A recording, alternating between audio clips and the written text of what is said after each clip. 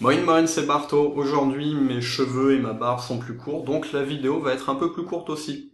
Mais au fait, un bon appareil photo, c'est quoi? Ça existe pas. Et puis, tous les appareils photo sont bons. Ça, c'est un bon appareil photo. Enfin, ouais, il est pas si bien que ça. Ah, celui-là est pas mal quand même. Ouais, il est bien. Ouais, enfin, il est quand même pas si bien non plus. Quoique, ouais, non, il est bien. Ah, celui-là.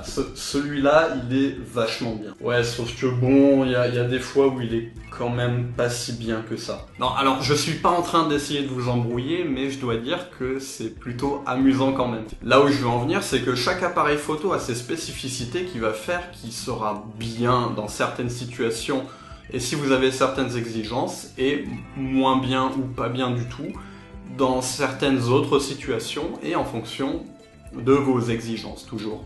Un bon appareil photo, basiquement, on va dire que c'est un appareil qui fonctionne et que vous avez avec vous. Voilà. Ça, c'est un Nikon F4. Il est vachement bien, et vachement lourd, et vachement gros. Il peut être vraiment très bien dans certaines situations, dans le sens où il est très performant, très rapide. Avec ça, on peut shooter à quasiment 6 images par seconde. C'est beaucoup, et avec une pellicule, ça coûte extrêmement cher très rapidement. Il peut être vachement bien en studio ou pour shooter du sport. Par contre, là où ça se complique, c'est en photo de rue par exemple. On va dire ce qui est, il est vachement lourd. Et pour le porter toute la journée, à la fin c'est un petit peu fatigant. Et dans la mesure où il est vachement gros, vachement imposant, pour être discret avec, laissez tomber. C'est impossible. Ça c'est un Exa 1A. Ça date des années 60, mais pour certains usages, c'est encore vachement bien. Comparé au modèle que je vous ai montré juste avant, pour la photo de rue par exemple, il est plutôt bien. Il est léger, il est plutôt discret et il a son style qui est plutôt sympathique. Et on peut mettre un viseur dessus qui permet de viser par-dessus. C'est-à-dire que pour prendre votre photo, vous allez être comme ceci.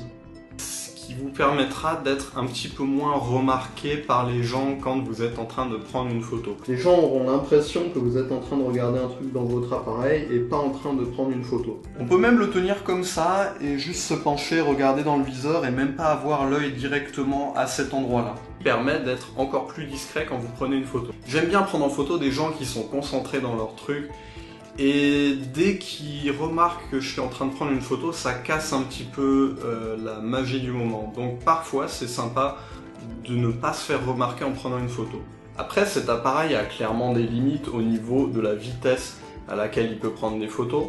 J'ai pris tout un mariage en photo avec cet appareil et même si j'avais l'inconvénient de la vitesse, shooter, avancer le film, shooter, et ben j'ai eu des photos plutôt sympas. Les appareils que je viens de vous montrer, certes c'est des argentiques, mais ce que j'ai dit ça s'applique toujours aux appareils digitales, modernes.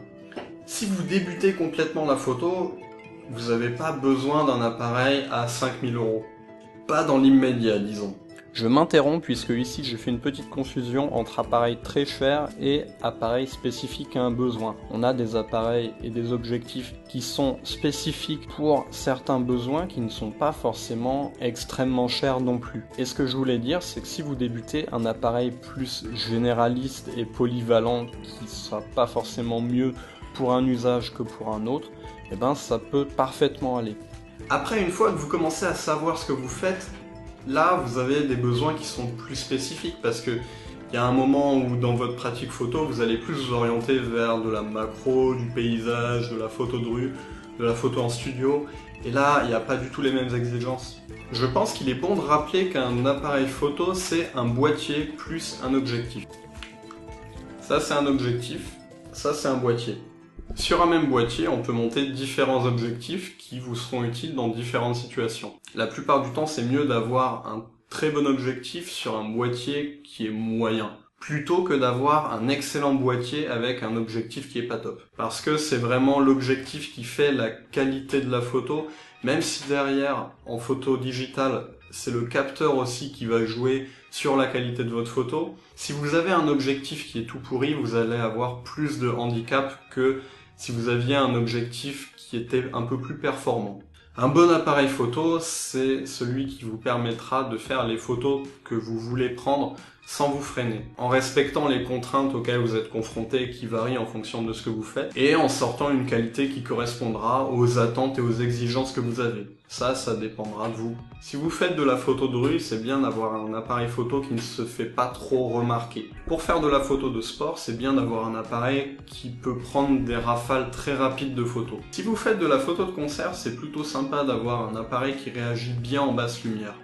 Donc un objectif qui est très ouvert et un boîtier idéalement qui réagit bien à la montée en ISO. Si vous êtes amené à porter l'appareil toute la journée, ça c'est vachement lourd et si vous pouvez avoir un appareil plus léger, c'est sympa. Mais là on est sur le confort déjà. Des fois c'est bien d'avoir l'air pro, donc un gros appareil ça aide un petit peu dans la tête des gens, c'est psychologique, ils pensent « Oh vous avez un gros appareil, vous êtes un professionnel ». Alors que non, vous avez juste acheté un gros appareil. Des fois, au contraire, c'est bien que les gens ne pensent pas que vous êtes professionnel, qu'ils se disent pas dans leur tête que vous êtes en train de travailler. Pour donner un exemple concret, l'autre fois j'étais en train de faire des portraits avec quelqu'un et on était dans un quartier un petit peu business, quartier affaires. Et là, il y a des gardes de sécurité qui arrivent et qui commencent à nous demander ce qu'on fait. Alors que j'étais juste en train de faire un portrait. Mon erreur, c'est que j'avais sorti un flash et tout ça. Du coup, ça avait l'air un petit peu professionnel et ça leur a pas plu. Je passe souvent dans ce genre de quartier un petit peu business avec des grands immeubles et du coup, il y a la sécurité qui zone un petit peu autour. Et bien souvent, je vois des gens qui ont du matériel pro qui commencent à faire leur truc et là, les gardes, ils leur disent que non, c'est pas possible. Alors qu'il y a les touristes qui sont avec leurs appareils de touristes et ils n'ont aucun problème. Donc des fois, pas avoir l'air pro, c'est plutôt pas mal. Et du coup, pour avoir l'air un peu moins pro, un appareil qui est plus petit, c'est pas mal. Un autre petit souci auquel je suis confronté certaines fois, c'est dans des concerts où la musique n'est pas extrêmement forte.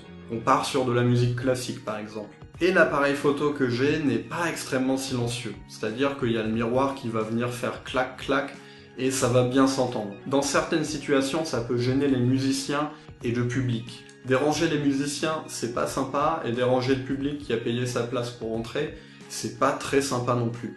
Dans certaines situations, donc, avoir un appareil silencieux, c'est bien aussi.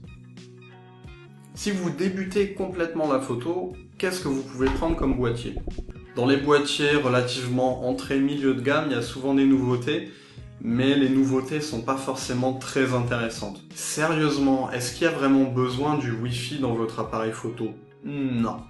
Dans la plupart des cas, non. L'appareil photo qui est en train de me filmer là, c'est un Nikon D5200 avec un 1855. Donc le kit de base. Je l'ai payé un petit peu moins de 400 €, ce qui est un bon prix. Il était en solde et ça tombait bien, c'était pile au moment où j'avais envie d'un appareil photo. Globalement, c'est un appareil que je conseillerais. Récemment, je suis allé dans un magasin et j'ai vu qu'il y avait des nouvelles versions. Les nouvelles versions sont un peu plus fines et j'ai l'impression qu'il y a moins de boutons. Et ça, c'est dommage parce qu'il y a des boutons qui sont quand même bien utiles à avoir directement à portée de main. Donc regardez si vous pouvez avoir cette version-là, 5200, 5300 peut-être. Il y a la gamme légèrement en dessous, la série 3000, donc avec le 3200, 3300. Ce que j'ai lu, c'est que la version 3300 est bien, et que la version 3400 n'est pas mieux, qu'elle apporte pas suffisamment de nouveautés pour que ce soit plus intéressant. Il y a aussi Canon qui fait des appareils, je vais pas faire de blagues sur le fait que Nikon c'est mieux que Canon. En fait, il faut que vous alliez dans un magasin et que vous essayiez au niveau de l'ergonomie. Je connais quelqu'un qui voulait s'acheter un appareil et qui a longtemps hésité entre Nikon et Canon et qui finalement s'est tourné vers Canon pour l'ergonomie en fait. Le déclencheur est pas exactement placé pareil et honnêtement, allez dans un magasin, testez la prise en main. Souvenez-vous que l'objectif c'est important. Si vous débutez, le 18-55 qui est livré avec comme objectif, c'est très bien. Et ça vous ira pendant un petit moment. Récemment, j'ai investi dans un 35 mm f1.8. C'est polyvalent, ça permet de faire des photos en basse lumière, ça permet d'avoir un beau flou d'arrière-plan, et globalement, d'occasion, vous pouvez trouver ça pour 150 €. Si vous débutez, je vous conseille pas forcément de mettre plus de 400-500 € dans un appareil. Après, bon, si vous avez beaucoup d'argent, pourquoi pas prendre un appareil qui est plus cher. Mais globalement, si vous débutez, il va falloir déjà que vous cerniez qu'est-ce que vous aimez prendre en photo et quelle direction vous avez envie de prendre. Et il y aura un moment où ça deviendra un petit peu plus évident dans quels objectifs et dans quel boîtier vous devriez investir. C'est la fin de cette vidéo. Si elle vous a plu, abonnez-vous. N'oubliez pas de mettre un pouce bleu. N'hésitez pas à laisser un commentaire aussi pour dire quel serait l'appareil photo qui correspondrait parfaitement à vos besoins. Restez curieux, regardez autour de vous. Tchuss!